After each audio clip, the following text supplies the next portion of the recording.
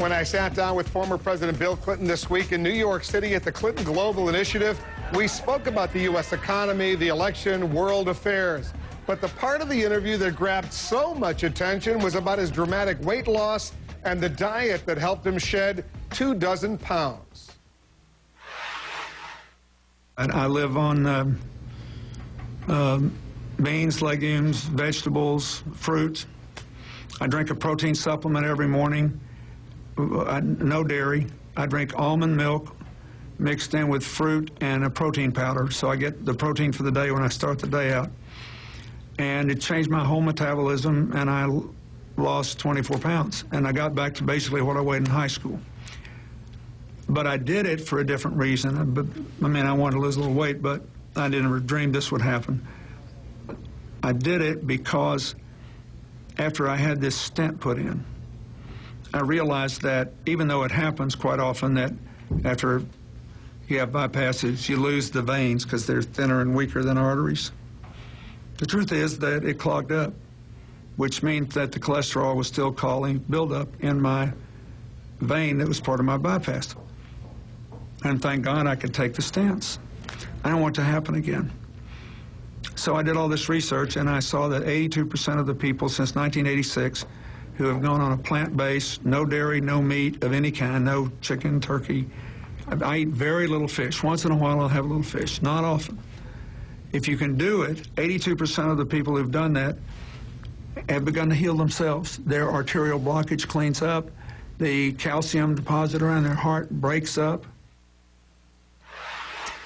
Let's discuss what the former president said with the doctors behind the diet that helped Mr. Clinton change his life. Dr. Caldwell Esselstyn is the author of Prevent and Reverse Heart Disease, and Dr. Dean Ornish is the author of The Spectrum. Let me go to Dr. Esselstyn first. He mentioned both of you for inspiring him to begin this diet. Walk us through this diet, Dr. Esselstyn. Why is this diet so good, especially for those individuals who have a history of heart disease? Well, thank you, Wolf, for having me on this evening with my good friend Dean Ornish. There's no question that if the truth were known that coronary artery disease is a toothless paper tiger that need never exist. And if it does exist, it need never, ever progress. What we've heard from President Clinton is the remarkable change that he's been willing to make to remove completely from his nutrition those foods which we know will devastate and injure the inner lining of your arteries. And the remarkable thing is the capacity that the body has to heal itself. And when you do what President Clinton has done, where you completely try to remove any foods that are going to injure your vessel, the body has this remarkable capacity to begin to heal itself. And I'm afraid that as a medical profession, we perhaps have fallen down and really emphasized too much the drugs and the procedures and the operations which really treat the symptoms. They do not treat the causation of this illness. This is one of the few times since Hippocrates that we have not told patients about the causation of their illness. And Dr. Ornish, are you on the exact same page as Dr. Esselstyn is?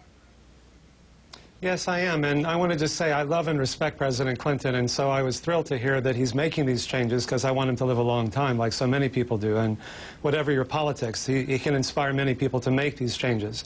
And what we've shown, you know, we tend to think it has to be a new drug or a new laser, something really high-tech and expensive to be powerful.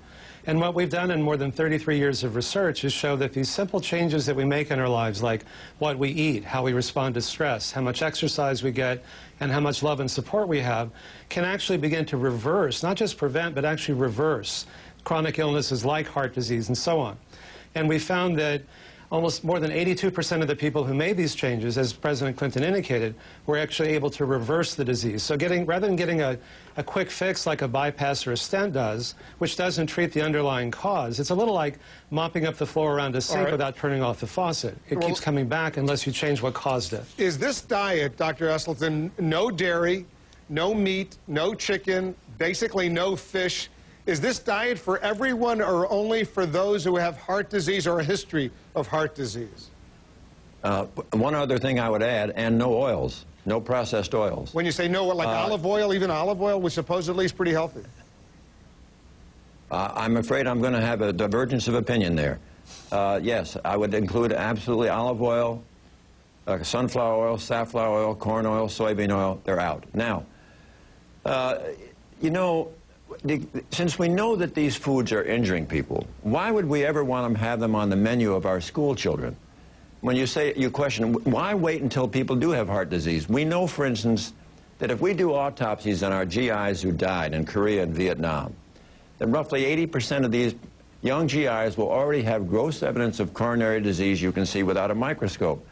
If we are going to ever make a breakthrough in this epidemic of cardiac disease, we really have to start when it's young.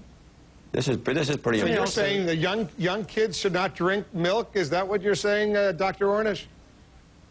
No, I'm not. I'm saying that there's a spectrum of choices. And what President Clinton is doing is what you might call the pound of cure. If you're trying to reverse a chronic disease like heart disease, we also show that these same changes can stop or reverse the progression of early prostate cancer, diabetes, high blood pressure, elevated cholesterol. Then you need to make bigger changes. But if you're just trying to lose a few pounds or get your cholesterol down, you can start by making moderate changes. And if that's enough, great. If not, you can do more. What matters most is your overall way of eating and living. So if you indulge yourself one day, eat healthier the next. Dr. Esselstyn, is this the diet that you personally live on? The one that I described earlier, yes, I most certainly do. My dad had his first heart attack at age 43, and I've been eating this way for over 26 years. And Dr. Ornish, is that the way you live? No chicken, no meat, no dairy, I guess some of the fun things in life? Is that what I'm hearing you say? You know, the old joke is, am I going to live longer? Is it just going to seem longer if I eat this way? And it's not all or nothing. What you include in your diet is as important as what you exclude. There are hundreds of thousands of protective substances. I also recommend people take 3 or 4 grams a day of fish oil because the omega-3 fatty acids can be so protective. So we heard Dr. Esselstyn say no oil.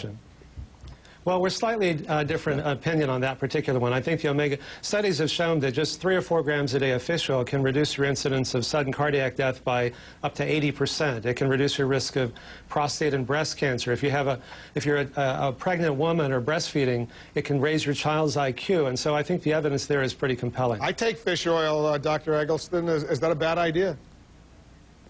Well, I'm not going to really wrestle with Dean over fish oil. We have so much that is in common, and we're striving together to really make the basic point here really is that by eating these whole foods and getting away from processed foods, getting away from the dairy, anything with a mother, anything with a face, meat, fish, and chicken, it's so incredible how powerful the body can be. And if we're going to have a seismic revolution of health in this country, which is really right at our fingertips, when the major behavior that has to change is, interestingly enough, our food.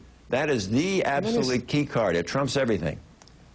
I agree. And let me just say this. You know, when you make these changes, because these mechanisms are so dynamic, your brain gets more blood, you think more clearly, you have more energy.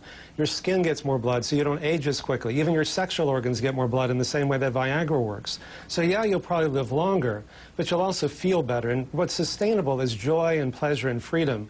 And when you make these changes, most people find they feel so much better so quickly. It reframes the reason for change from fear of dying to joy of living, and that's what's sustainable. Dr. Dean Ornish and Dr. Caldwell Esselstyn, you got a good shout out from President Clinton. He's on your diet. He's doing the best he can. He's very happy. I saw him in action eating some of those beans and vegetables away from some of the other fun foods, as we like to say. Let's hope he lives a long and healthy life. Guys, thanks very much for coming in. Amen. Thank you. And thanks, Caldwell. You're doing great work. Absolutely. Thanks, Dean. Keep it up. All right, guys.